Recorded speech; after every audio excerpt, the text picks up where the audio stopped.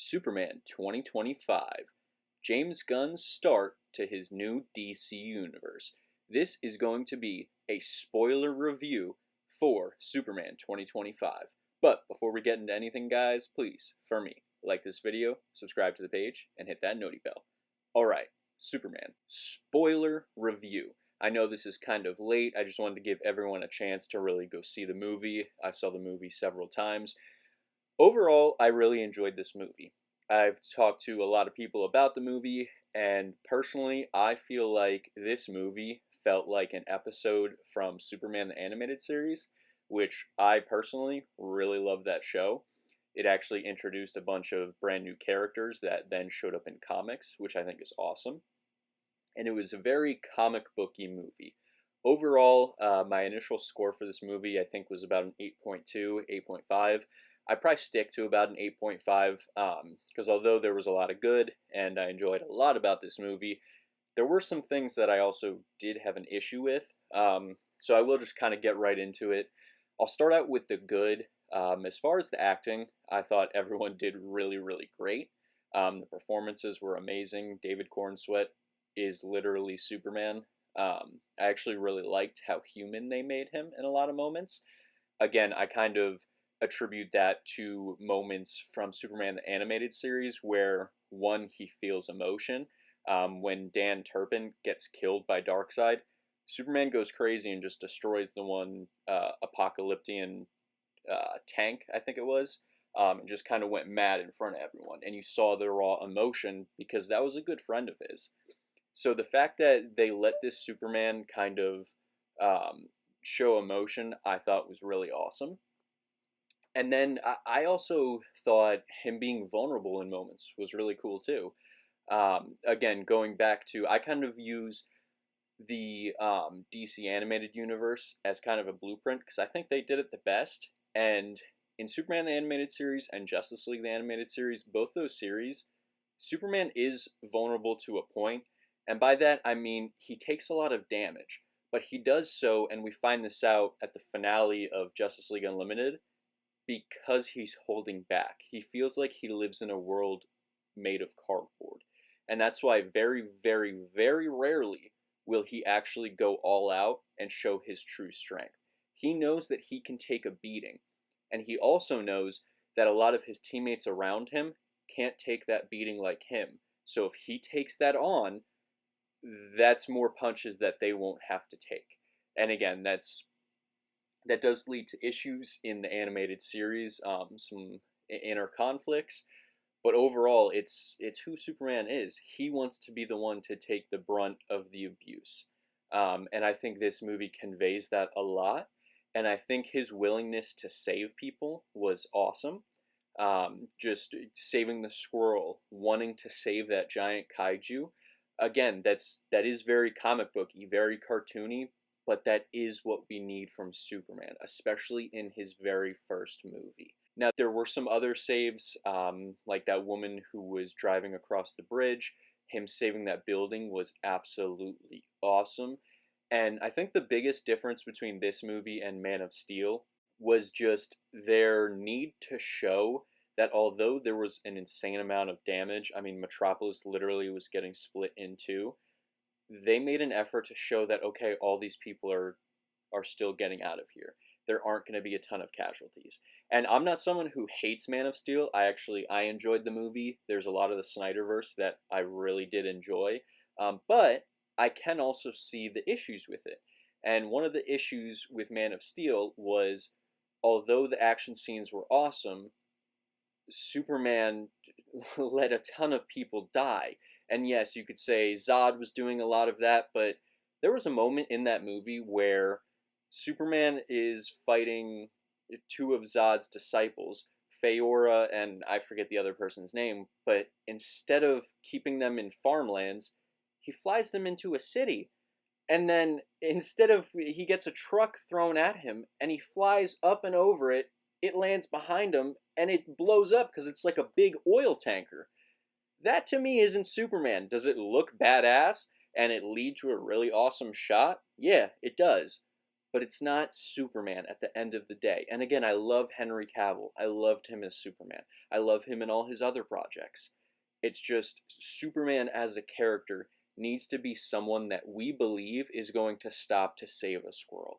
He is going to value all life above all else. Even in Young Justice, he tries to save, I think they're called Krolataeans.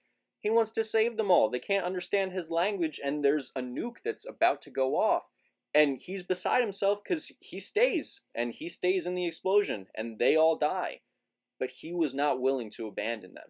And that is Superman. And that's something that this movie really conveys. This movie also conveys hope, which again, that's a big thing that Superman stands for. He is the symbol of hope and hope for a better tomorrow.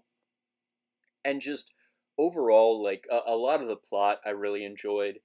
The Justice Gang, I was really worried about their involvement, but I thought they were actually really awesome. I specifically enjoyed Guy Gardner. I thought he was amazing. He was hilarious. A lot of the jokes in this movie actually did land for me. Some of them didn't, but again, it wasn't to the point where I was kind of rolling my eyes at any of them. Overall, I really did enjoy this movie. That's why I did give it an 8.5. I do tend to get pretty critical about things. And then this movie also did set up some things for the future. Like, Lex Luthor is going to Belle Reve. That is going to lead to some pretty awesome things. Whether it's different things with Task Force X, or him maybe building some version of the Legion of Doom, or the Injustice League. There's so much that can be done, and that's what I thought this movie did a great job of, is not only building stuff for the future, but also showing us where we're at right now and balancing out the characters. So overall, those are kind of my positive thoughts on the movie. The action sequences were really good, really fun. I thought the CGI was pretty good as well. I saw some complaints online, but again, you're not always going to please everyone. For me, it was nothing that took me out of the movie or made me not enjoy the movie. Overall, I really enjoyed it. Um, some of the heartfelt scenes they pretty much hit. Some of them didn't, but again, that's because there was a lot going on, and that's where we get into some of my negatives for the movie. And before we get into that, actually, Lex Luthor, he was great. He was an awesome villain. Nicholas Hoult did an amazing job. So again, just praise for the actors. Everyone who was involved, they all gave great performances. But then getting into some of, I don't want to say the things that I really didn't like, but maybe some of my issues with the movie. One of them does have to do with Lex Luthor, and I'll just kind of get right into that and go from there. His whole plan for the movie, and you find this out at the end, is he started that conflict so he can kill Superman. But halfway through the movie, he has Superman trapped, and he could just kill him. But instead, he tries to get more information from him and interrogate him. And again, when you think that Lex Luthor's end goal is the conflict with Bravia, then it kind of makes sense. Like, okay, he doesn't want to kill Superman right now because he does still need that information from him, and he kind of needs some things from him. But when you find out that all he wants to do is kill Superman at the end of the day, then it kind of makes Lex look a little silly and kind of stupid. Like, hey, why didn't you just kill Superman? You had Metamorpho right there with Kryptonite. You could have killed Superman, and that was your whole goal, and you didn't. So again, that was one of those like tropey comic booky moments, which I get it. You can't kill Superman in the very first movie, but again, I think from a writing standpoint, you shouldn't write him into that scenario, especially if you know the end payoff is going to be that all Lex Luthor wants is to kill Superman. It just kind of undermines a lot of his amazing performance and his plan at the end of the day, in my opinion. So that's a big reason why I took some points off. Some of the other things with the movie, like Ultraman, he was just kind of there. I know it was more like him being an avatar for Lex Luthor to be able to fight Superman. I would have loved the movie so much more if, when that black hole was opening and they were getting closer and closer, if it did something to Ultraman, and when he was starting to, I don't know, kind of show a little bit more rage and not be able to be helped by Lex, maybe it started deforming him and turn him into Bizarro. Now, he did get sucked into the hole, and maybe he'll come back as Bizarro. I personally don't know how I'd feel about that, because then that would be a third movie where we have an evil version of Superman, because you have Zod and the Kryptonians in Man of Steel, and then you have Ultraman in this one. Do we really want Bizarro in another one? That's three movies with a very, very similar character skill set. Um, so again, I wish that was different in this movie. That would have definitely upped my personal score for it. That would have made me enjoy the movie more. I think that's kind of all my thoughts on it. All the bad about the movie, that's pretty much it. I did see that they're actually considering doing some spin-offs for this series, and I did make some videos about that. One being Mr. Terrific. I think this could work. However, I don't know if I would want it in the next year. There are different characters and more pillar characters that I think need to be introduced first. But after that, I think it could be a cool series. I also saw out there a Jimmy Olsen series, and let me just say, please, please, no. I mean, if you want that, more power to you, but I don't think I could sit through a series about Jimmy Olsen. And of all the characters in DC we could get a series about, it being Jimmy Olsen just seems silly to me and pointless. But yeah, overall, that's kind of my thoughts on the movie. That's my review. I really do recommend it. I've been recommending it to a lot of people. I didn't have a ton of negatives with this movie. It was a lot more positives.